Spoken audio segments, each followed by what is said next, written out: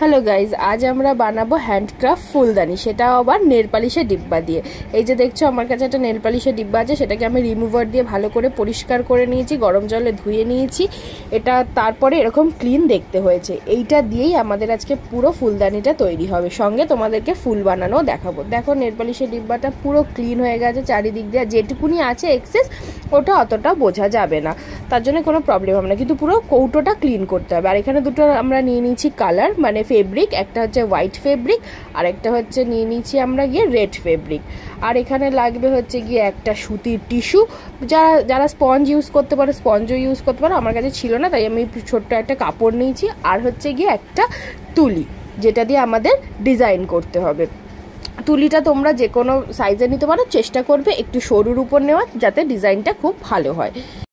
দেখো বন্ধুরা, এবার আমরা এই যে নেল পালিশের ডিব্বাটাকে পুরোটা রেড পেন্ট করে নিয়েছি। আমি ফেব্রিক পেন্ট ইউজ করেছি রেড কালারে, তোমরা চাইলে যে কোনো কালার ইউজ করতে পারো। সুন্দরভাবে একদম এটাকে ভালো করে রেড কালার করে নেবে। মাঝখানে মাঝখানে ওই যে সুতির কাপড় বা স্পঞ্জ যেটা ইউজ করবে সেটা দিয়ে একটুখানি ড্যাপ করে নেবে, যাতে ব্লেন্ডিংটা ভালো হয়, কারণ ব্লেন্ডিংটা ভালো না হলে ভালো লাগবে না।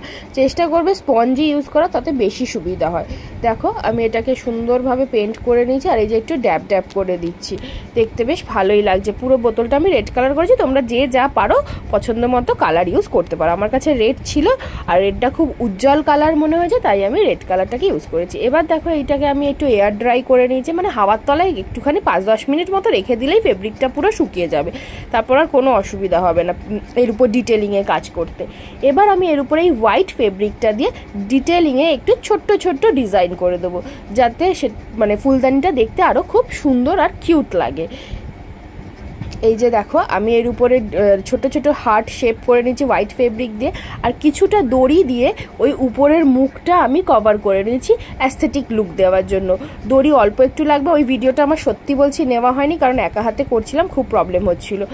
কিন্তু তোমাদের আমি বলে দিলাম দড়িটার গায়ে একটু আঠা লাগিয়ে নেবে, ফেভিকল বা তোমরা যে যাই আঠা ইউজ করো, বা আর হচ্ছে ওই মুখটাতে একটু লাগিয়ে নেবে, তারপরে অটোমেটিক দড়িটা চিপটে যাবে ওর উপর। টোটাল লুকটা তোমার লাস্ট ফিনিশিংয়ে এসে এই দাঁড়াবে, দেখতে বেশ সুন্দর লাগছে।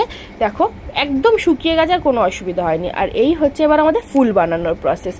আমাদের আগেই হচ্ছে ফুলদানি হয়ে গেছে, এবার ফুল বানাতে আমাদের লাগছে আঠা, কাঁচি আর হচ্ছে ইয়ারবাডস।